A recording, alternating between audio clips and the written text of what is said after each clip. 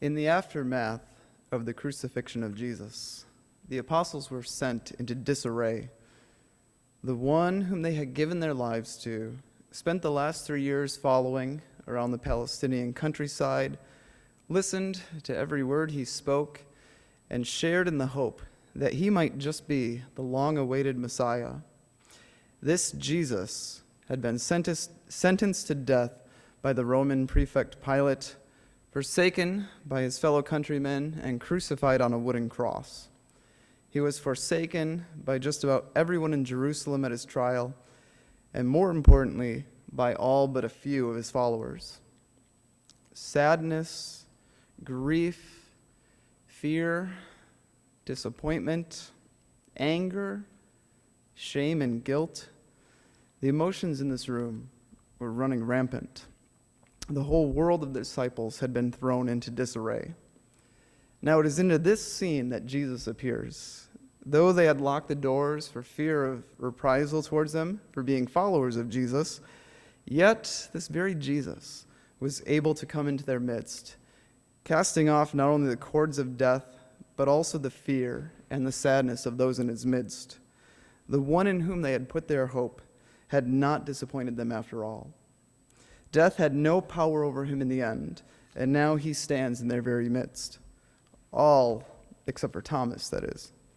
Now, we've all probably at one point or another heard a sermon about the Apostle Thomas, and in one way, that's pretty special, because for several of the 12, we see and hear nothing more about them than that their names are recorded on a list of people who followed Jesus. The fact that Thomas is given more attention than that in 3 places in itself is significant. Our gospel reading this morning is probably the most well-known of the few times where Thomas speaks or acts. And this story is read on the second Sunday of Easter every year. And if you're like me, most every sermon you've heard in this passage emphasizes one thing in particular, that Thomas doubted when he should have had faith. Simple faith.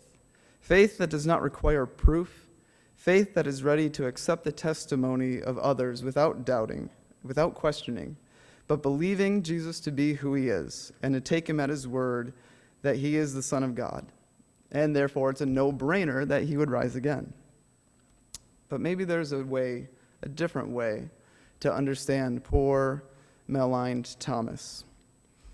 While the others had been pulled from their fear and their sadness driven away at the appearance of Jesus, Thomas received none of that. While he was away, the others had been given the hope of the resurrected Christ. And when Jesus appears, he speaks to them, shows them the wounds in his hands, and seeing that this is indeed Jesus in the midst, the disciples rejoice in him, and their grief and sadness are turned to joy. Thomas alone remained in despair. Despair so great that even the testimony of the other disciples was unable to break through it.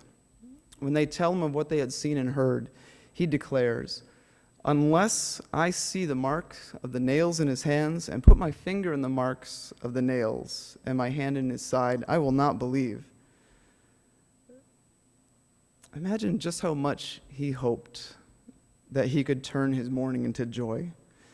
That when everyone else was pleading with him, begging with him to believe, to turn from his unbelief, he couldn't, but he remained in his grief and his despair. For a full week, he remained there, while the others were able to celebrate in their hearts the resurrection of Christ. What a lonely place Thomas finds himself in, shuttered in by his sadness, while the others rejoice.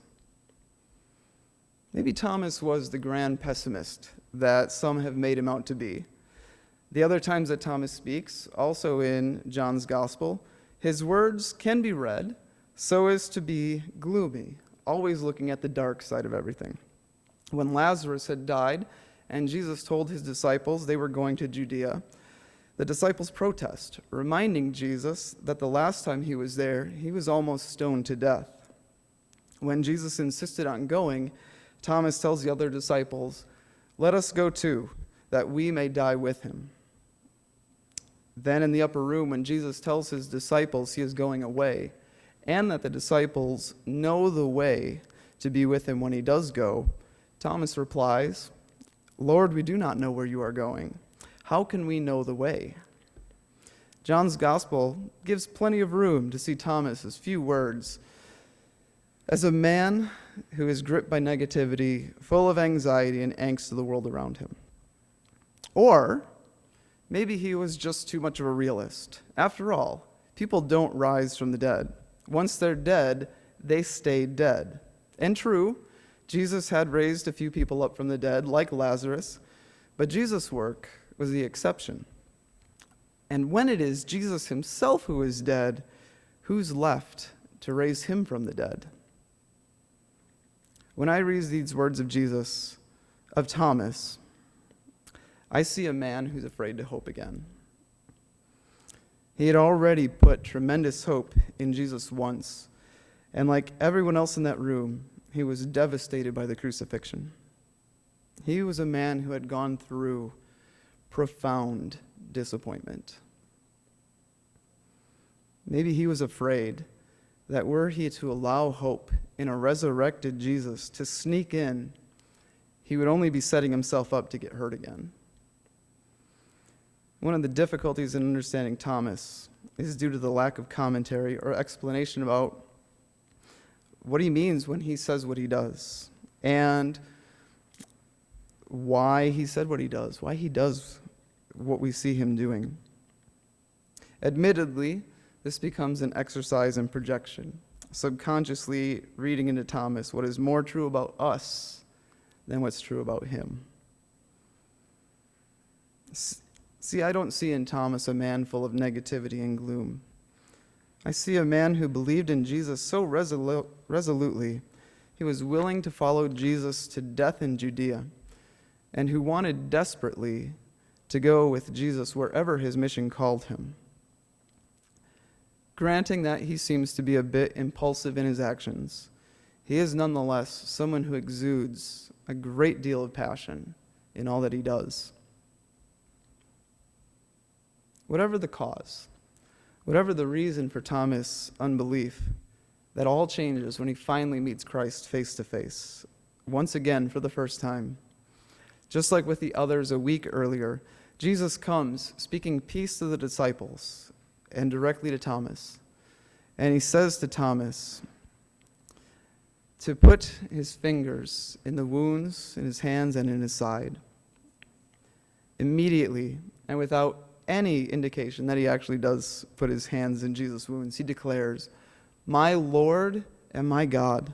In a flash, the doubt, grief, fear, sadness, and all the rest are washed away, replaced by an unwavering faith. Now, why do we suppose that John put this in his gospel? Our cue comes in the last verse of our reading. "These things are written so that you may come to know that Jesus is the Messiah, the Son of God, and that through believing you may have life in his name." It is not simply to malign Thomas, as many have done throughout the years. Rather, it is to give credence, to show how hard it can be to hold on to faith, especially in the midst of such profound disappointment, or in the midst of such preposterous claims as an incarnate Christ, the God-man, who rose from the dead after being crucified to bring salvation from sin to all the world. Here, the Gospel's author is sympathizing with those early Christians who are finding it difficult to believe in the risen Lord, encouraging them to have faith without seeing, because others have seen and believed, and we can rely on their testimony. Therefore, this story serves to validate and encourage the fledgling faith of those who have difficulty accepting the claims about Jesus. And for many of us, these doubts don't just go away, but persist in various forms in different places along our spiritual journey with Christ. You and I are in good company, standing with people such as the Apostle Thomas, St. Peter, Mary Magdalene, and plenty of others who had their doubts until they saw Christ risen from the dead. They all had the benefit of seeing Jesus appear to them, showing them his wounds or sharing a meal with them. For us, however, who have not had that benefit, this is where Jesus' encouragement comes to us. Blessed are those who have not seen and yet have come to believe.